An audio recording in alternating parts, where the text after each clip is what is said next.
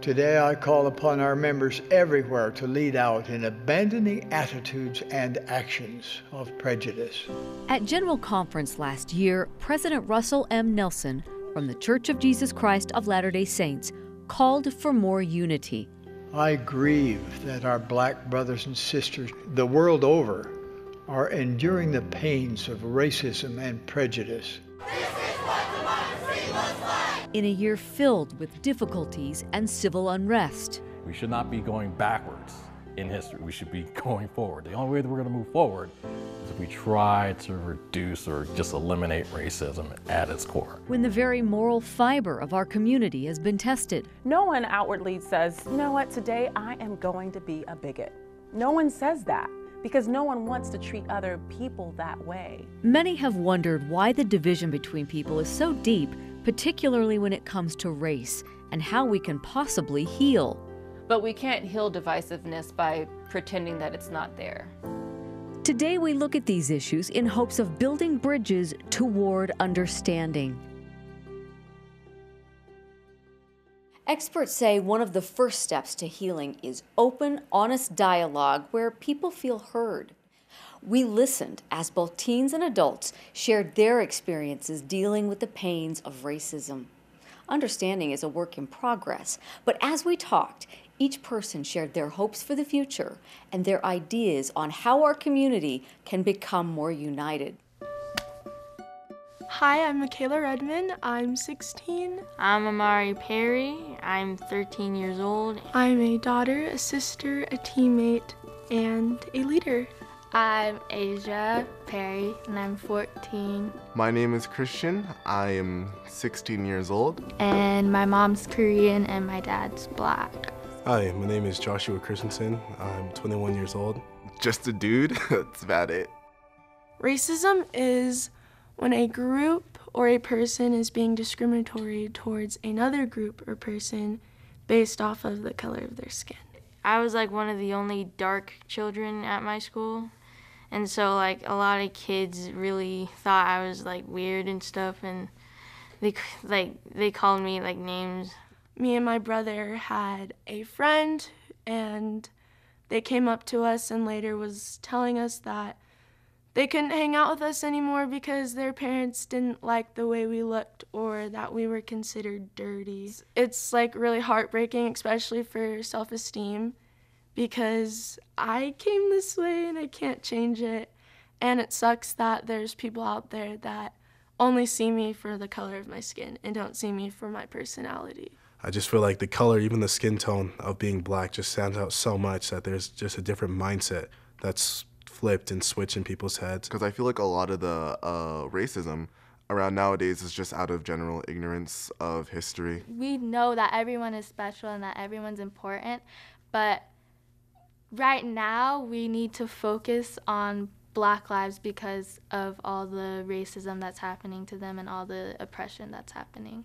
In today's world, I worry about so many different things. Sometimes I worry that something might happen to me because, one, I'm a girl, and two, I'm a minority. I worry about, safety for not just myself, but for my family, for my friends, especially my Black friends. You don't really judge someone by their color, but you mostly judge them by their personality. A lot of the things that may push us down in this country pushes everyone down in this country, And by helping each other overcome those issues, we're helping everyone. Arguing back and forth isn't gonna do anything. That's just gonna make the problem worse. Understanding that, we're all human, we're all struggling, we're all learning. The bigger picture is a lot bigger than us. Having faith in anything you do is really good, but having faith that our nation and our community can become one, or at least closer, because we're so divided now.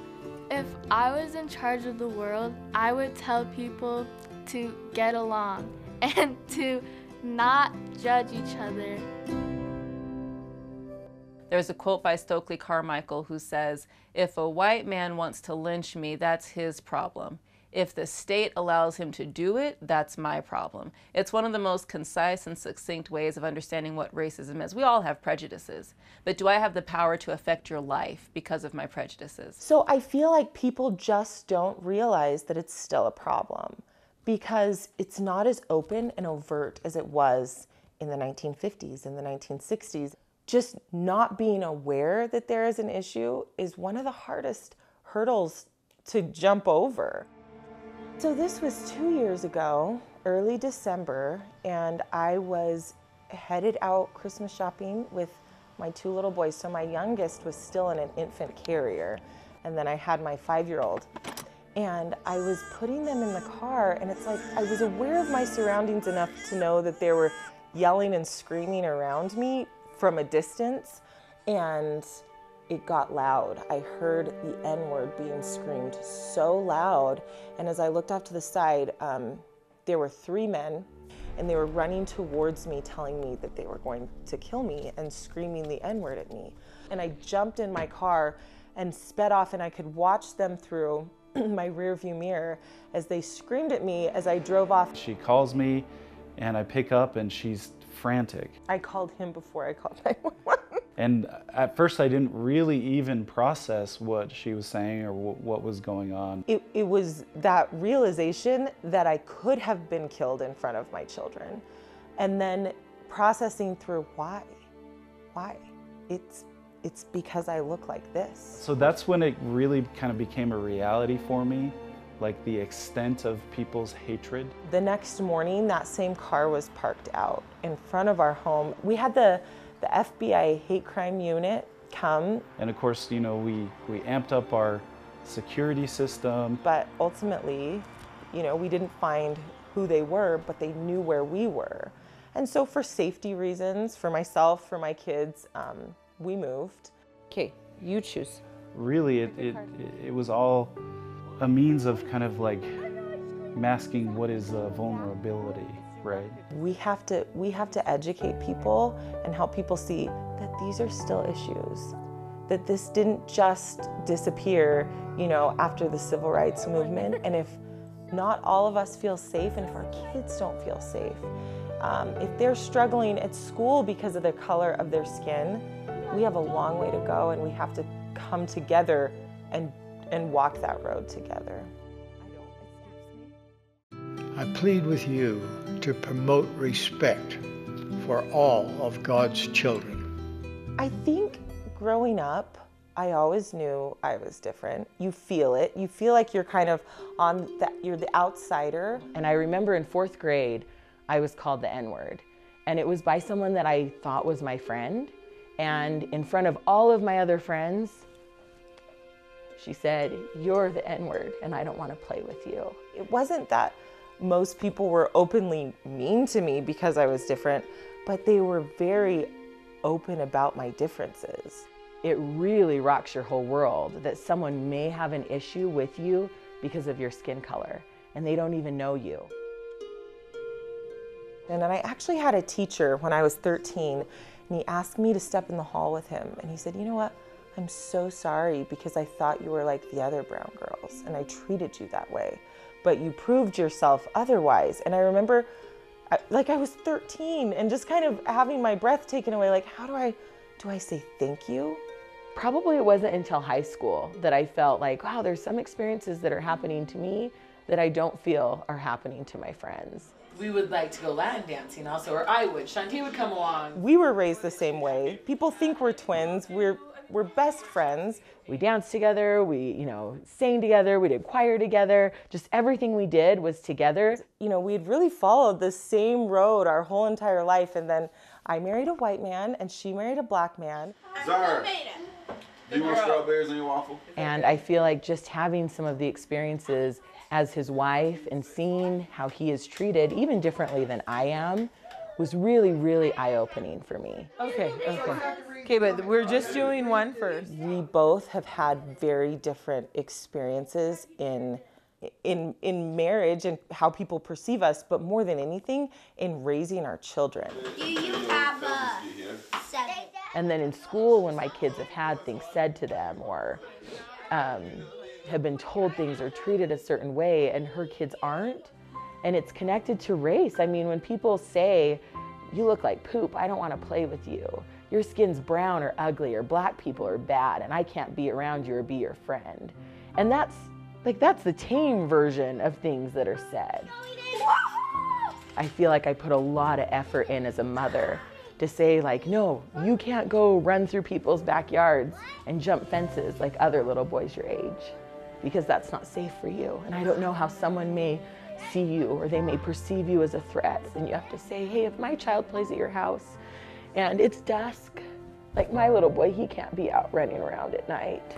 And these are the reasons why. Do you want me to help you? I love her babies like they're mine, and I know that if there are children out there that aren't as safe as they should be because of the color of their skin, it's a problem. And my hope is that nothing would ever happen, but with some experiences that we've had, I know I have to watch out and just be extra, extra careful. I tell my kids this all the time, not to scare them, but there's going to be a point where mom and dad won't be able to cuddle them and hug them and tell them it's going to be okay, and they're going to need to be able to understand how to navigate through this themselves. Maybe not one-handed catches by the window, okay? Like, I want our boys to be confident and love who they are.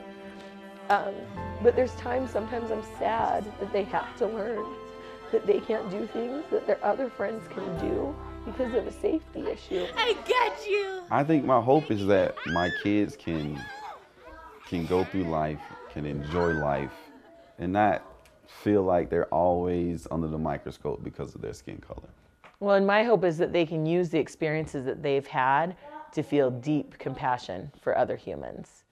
Welcome to Let's Talk Sis. So today we're going to jump right in and we're going to discuss racism. In order to work towards understanding, Shantae and Alexis started an Instagram page devoted to issues of race, diversity, and connection.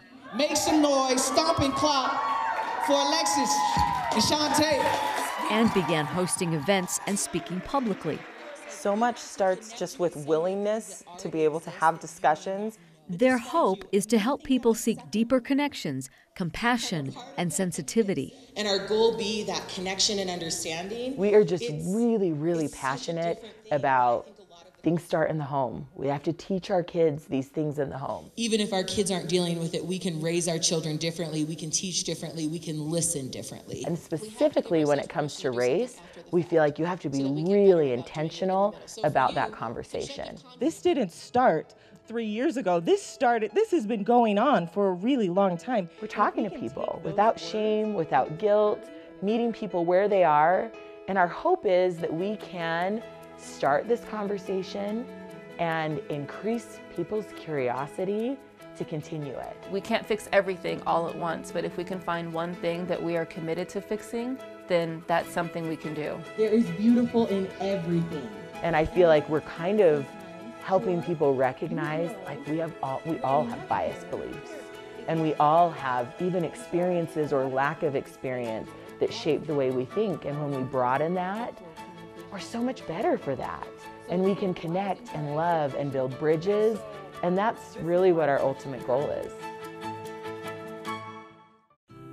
This nation's history of racism is not a happy one, and we must do better. We're going to talk about Black history and the contributions to America. To be Black in Utah is a shock sometimes. The first time I was called the N-word was here. Rosa Parks, what do we know about Rosa Parks? As an educator and advocate, Michelle Loveday loves Utah, but struggled to fit in when she first moved here several years ago.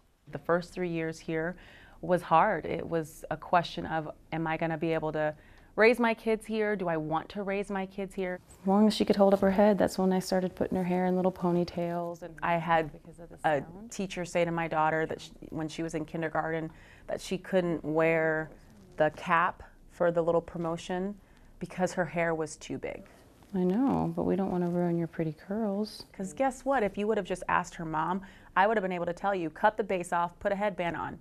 She can wear it. We have ways around it because it's our hair. But it's too big. No, it's just right. And that's like a fair housing. We all have privilege in some way, and we should always use it to help. Always use it to elevate. Always use it. Hi, I'm Michelle Loveday. Michelle recently started Rise Virtual Academy, a Utah-based virtual school where students of color meet weekly for 2 hours and find connection and community. Race and culture and people are like an iceberg, and you only see the 10%. But until you take the time to go to the 90% and get to know the people and have relationships, you're not going to know the full person. When it comes to seeing people, you want to see everything about them because it's all the differences and the nuances of people's facial features and eye colors and hair textures and hairstyles and skin. So whenever you see a black person, you can't assume that they all have African roots. We may not get past it. We may not get past racism, but can we make it better? God created color on purpose, and He created us in His image.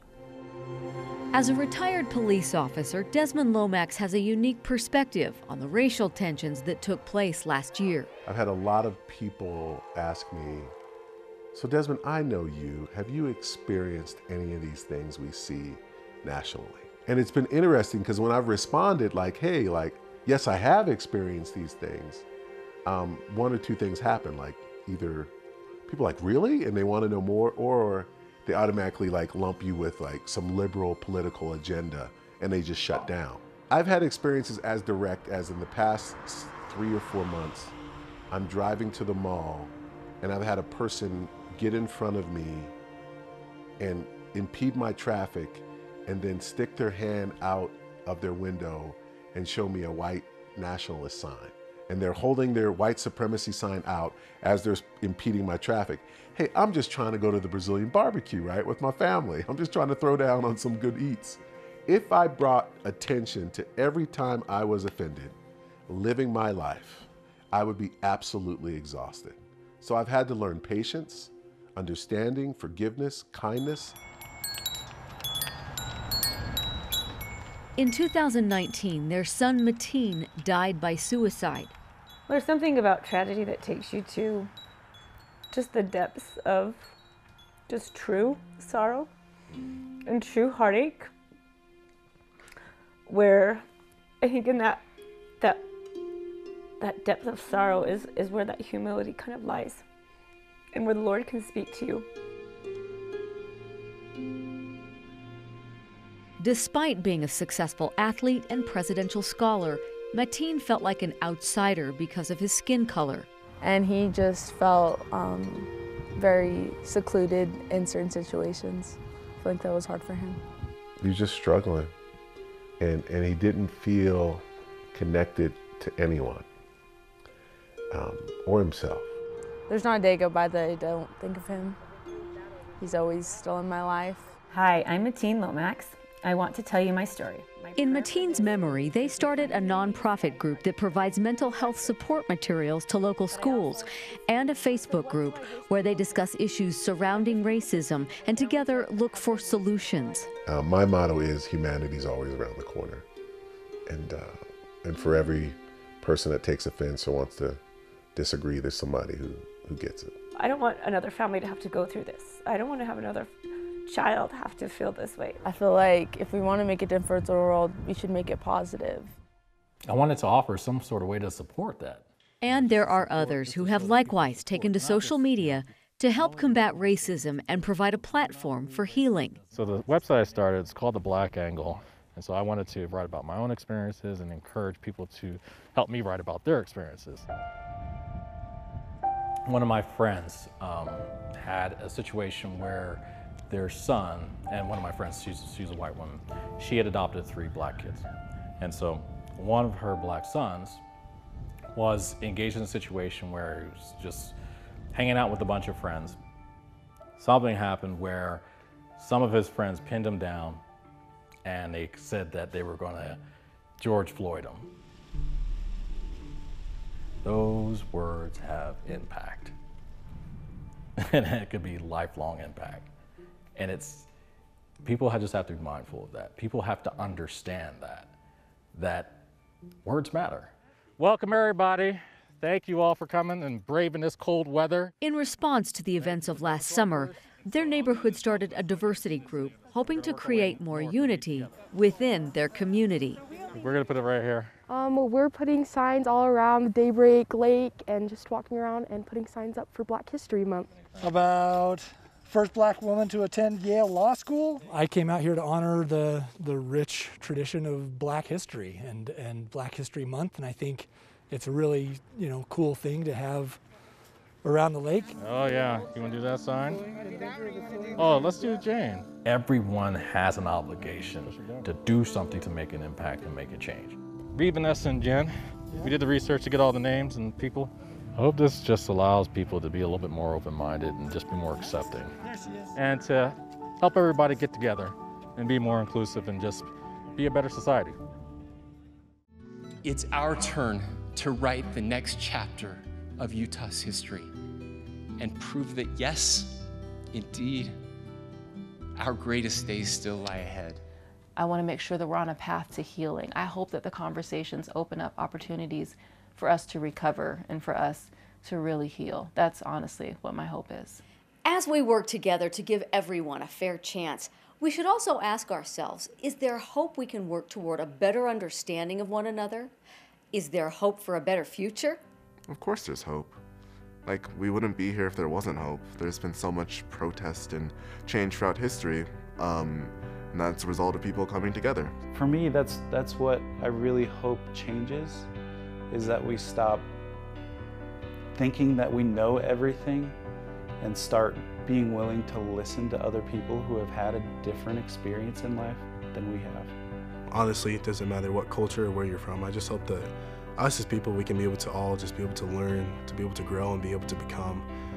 We can be able to start spreading some more peace, love, and positivity. And so I guess I hope that maybe as we move past some really big events from last year that opened up conversation, that things don't close, that we can keep moving forward, and that our kids can look back on 2020 just like I look back on the civil rights movement and say, look how far we've come. I want my kids to know that all of our experiences, they make us who we are. And we want them to make us better humans. I feel like the world just needs to heal right now and really come together. Our differences are what makes us special, makes us better. We know that our individualities separate us, but our common good unite us. So I think having faith in what you believe in and sticking up for what you think is right is a good view to have.